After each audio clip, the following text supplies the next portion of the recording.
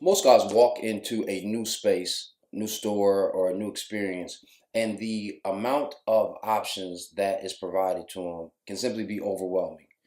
And the same is true when you walk into a hat store.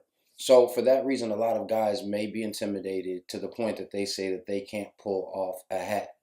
But today, we're going to be talking about 5 things that you need to know before you go out and buy a hat so that you can ensure that you are fly in your fedora.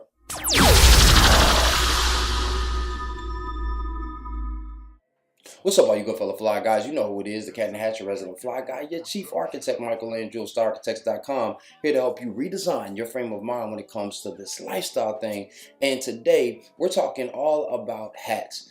Every Friday, you will see us have a conversation about different types of hats, things you should know about hats, maintenance, and all these other different types of elements. So if you're a hat guy, this is exactly where you want to be. But before we get started, if this is your first time here, welcome. Yo, hats are my thing. I love hats. So I hope you really find some benefit in the conversation that we're having. If you don't know anything about me, I am a lifestyle coach, which means that I help men tell their story through their style. So if you find the information beneficial, please consider hitting that subscribe button. I would love to be a character in your style story. And if you have already subscribed like the man and Jimmy Harper, then you know I appreciate you. And now all you have is one thing left to do, and that is to hit that notification bell, and that way you will be notified each and every time new content comes out. Today, when we're talking about the 5 things that you need to think about before you go out and purchase a hat, are actually going to be pretty straightforward, but I want to make sure that you have this basis down before we start getting into some of the nuances and the fun stuff with this conversation. So if you've been rocking with me, then you know that we always talk about the consciousness, construction of your wardrobe, and ultimately the communication of your character to the world around you. So the first thing that you need to know before going out and buying a hat is that everybody can wear a hat. I recently saw Aaron Marino on Alpha M saying that he couldn't really pull off a hat, and despite his, awareness of style, I had to disagree with him. I think that he really could pull off a hat. He still could figure out a hat that would work for him. He just was going straight for the fedora when he may actually work with a pork pie or maybe even a bowler or derby or something like that that actually would be more beneficial to him. So it really is just about you figuring out what is going to work for you. Consider this: in the 20s, 30s, 40s, and 50s, men wore hats out.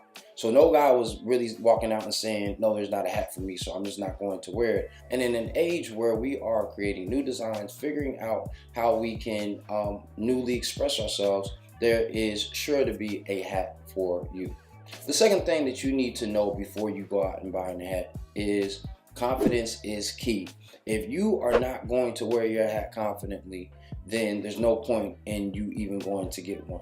A lot of guys will wear it and then start asking questions like, yo, does this look good on me? And the minute that you ask that question after you have received expert advice, which we're going to talk about, then you are setting yourself up for failure, because what you don't realize is that this is a crown. You're crowning yourself king. And the minute that you look at yourself with insecure eyes, that image and that energy is being projected before you. So when you find a hat that actually works for you, wear it with confidence and know that you are showing up and showing out in style. The third thing that you should know before you go out and buy a hat is that you shouldn't just go anywhere to buy one.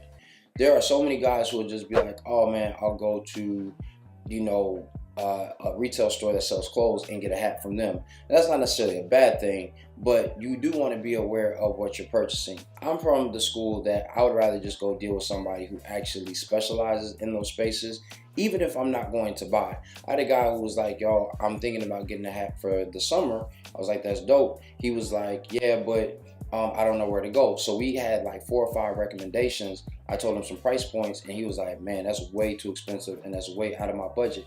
I said, well, consider this. Go to the store that I made mention of and ask the sales associate to kind of walk you through which hats are going to be right for you or best for you. Then from there, you have some options. You know what your head size, your head shape is. You know what brim is going to actually work for you. And then that way you can step out and make an informed decision. So the fourth thing that you need to know when you are going out to buy a hat is that wearing and getting used to wearing a hat takes time. A lot of guys just think, oh, I'm gonna throw on a hat and I'm gonna feel comfortable, in those movements. Now that doesn't mean that you don't wear it confidently, but there can be certain discomfort with different hat brands. There can be discomfort with the weight of the hat. I had a friend who made a purchase for a straw boater, but the brand that he went and got was a true heavy straw boater. And he was wearing it one day and he was like, man, my head, like, it feels heavy, like my head feels heavy.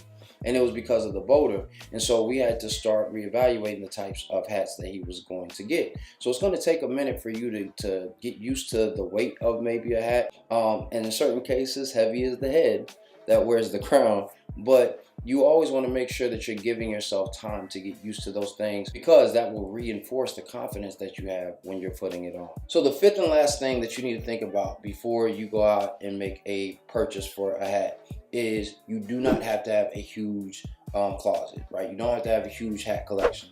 I am a bit of a hat enthusiast, so I want to have hundreds of hats, but I want to have hundreds of hats that I wear. So I have quite a few hats that I haven't worn in months, and I'm just not really in love with them anymore. And so I'm going to dispel with those and then make sure that I'm replacing those with some hats that I actually really do enjoy. Figure out what works for you. Buy one of those. Make sure that it is going to work with the seasonal elements or the settings that you're going to find yourself in, and then rock with it. So that's it. I want you to try that on, see how it fits you, and answer this question of the day. What's the biggest issue that you have every time that you are thinking or going out to purchase a hat? Leave me some comments in the comment box, because I'm sure some other guys have had these issues, and this will be a great way for us to continue the conversation. Outside of that, yo, be great today. But then again, you already know you are, right? So now all you have to do is show up and show out in style. And above all, don't ever forget that dress is nothing more than the expression of a man's state of mind. So you, yes you, should always dress to express. I'll see you tomorrow. Peace.